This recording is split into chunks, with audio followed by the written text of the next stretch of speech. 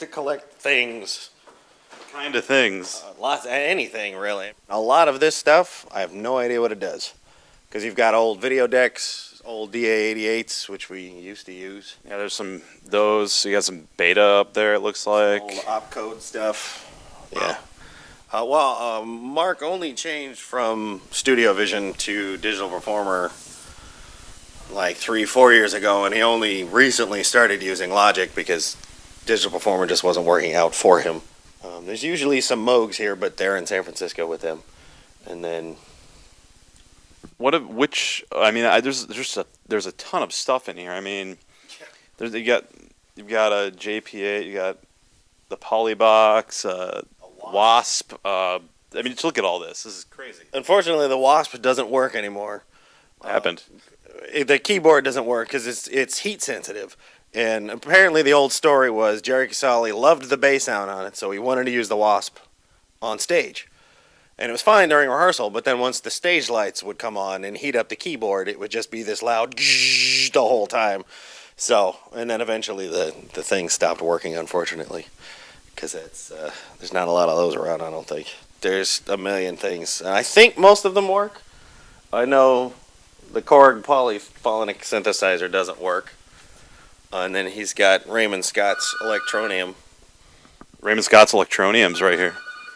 This was kind of donated to him. And this doesn't work. The only guy that knows how to make it work isn't alive anymore. Who's that, Raymond Scott? Yeah. Pretty much. There are people that occasionally come in and say, oh, I think I could get it working. And then they realize how much of a challenge that would be and kind of back away from it. But it's... So is it all internal stuff? Is it all internal wiring, or is it all patch bay? Oh, it's all tubes and stuff. Oh, shit. Yeah, it's all old. This is the first... I think it's the first sequencer? I don't know. Yeah, and apparently there's a doo-wop button on it. There's a doo-wop button on this thing? Who knows what it actually does. Check this out. Because they're controllers for something. What was it? The green color... Now these are all switches and swaps. Doo-wah. There it is. Yeah, because you got the doo-wah button. I think it's per. Well, I don't know. These are the one doo-wah per side, or something. I guess so. I think it was 12 steps, and then you could get the tone that you wanted per step, and then add the amount of doo-wah you wanted. Whatever that does. There's like a tape deck over here too for something recording. Maybe. Yeah. Weird. And different mic things and echoes and tremolos and... Wow. There's an EMS poly synth. Take a look at that. Mark has about 900 of those instructional keyboards. He was going to do something with it. With 900 of them? He's got a lot of them. I've moved about 5 or 6 of them myself. So it's... Again, that's what's in the storage space, but yeah. The EMS polysynth. What are these bellows with horns back here? What's again, this? Stuff he likes to collect.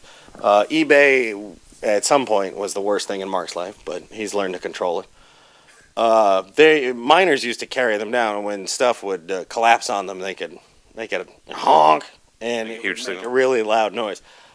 I don't want to do it for you because it's stupid loud. Stupid loud? Stupid loud. Okay. And it's really an annoying sound, and if I was trapped somewhere, I would want that, because people could hear that over just about anything. And you got this little box here, the acoustic reverbrato. For you Devo fans, this is how they get the piano sound for Gut Feeling. Oh, really? That's what it does. That's the keyboard piano thing that they routed to that stuff and dial in some knobs, and that's the box. Acoustic reverbrato. Awesome. Yeah. I know they don't make those anymore, and that's, I think, their last one. Because Mark, at some point, had shipped one to Europe, and the oil can inside leaked on the way to Europe. So they were using that live. At some point, they were. I think they stopped. There's a ring. Check out this ring modulator. This is a just basic Maestro ring modulator. Pretty old unit, but pretty awesome. And what looks to be an electronic kazoo. Did they rig that up themselves? Probably. I've never seen anyone use that, so I don't know. Okay. Let's look at the cat synth over here by Octave. EML 500, Electrocomp synthesizer, and Wurlitzer back wall here, Roland Space Echo, Echoplex. And even like old rack-mounted gear from days past. Without this gear, there would be no Royal Tenenbaums. So that was what you were using during that period. You were using a lot of the rack gear. That's what he was using. That was before my time. Well, even when I got here, they were still using Studio Vision 760s, Studio 5s. We had one go out, and when we couldn't find one on eBay or the recycler or any other website, Mark was thinking maybe I should start updating. So, because that was almost really bad, because that shut down the whole operation. That was in the middle of scoring the film? No, that was I can't remember what movie that was in the middle of. That was after, I think that was even after Life Aquatic. Oh, really? Yeah, it was just, I think he just launched it to do a commercial or something, and it just stopped working. Oh, that's fun. Yeah. Oh.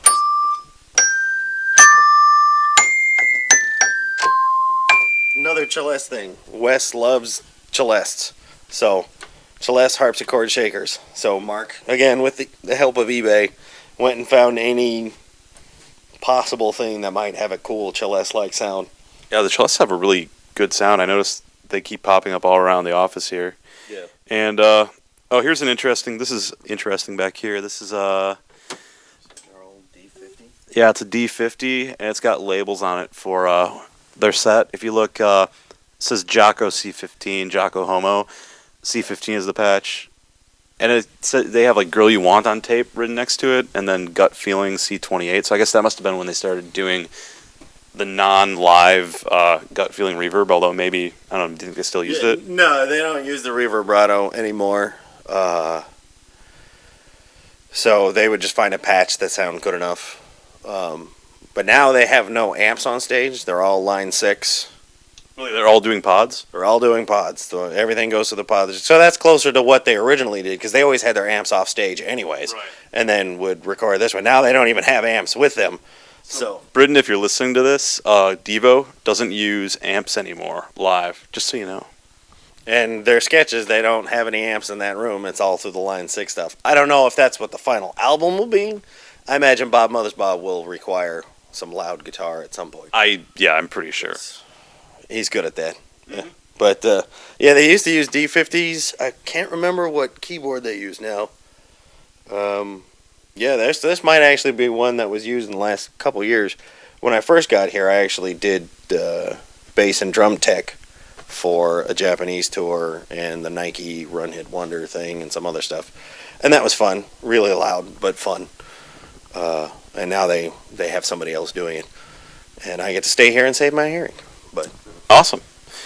I Well- actually watched Devo from behind Josh Freeze's drum kit for 5 years before I finally got to see them live at Halloween last year. And it's much better in front. Back there. There's a Calliope back here. Evidently Mark collects those as well. I see a lot of just stuff back there. I can't even imagine what's piled up. This is where you keep all the microphones at. Oh yeah, I see U47.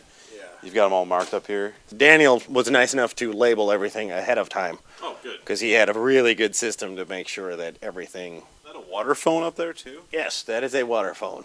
Use it to make whale noises, or call whales during their mating season, I believe. I think Mark just uses it for cool sounds.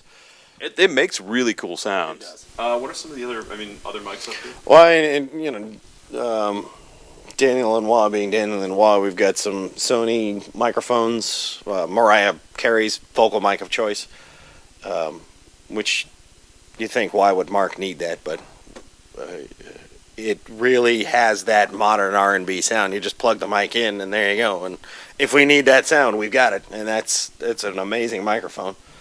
There's some more M49s. One of these Sony C37s Bob Dylan actually sang through for one of the albums that Daniel produced. Yeah, at some point he had plans to clear all this stuff out and get this all ready to have an orchestra in here.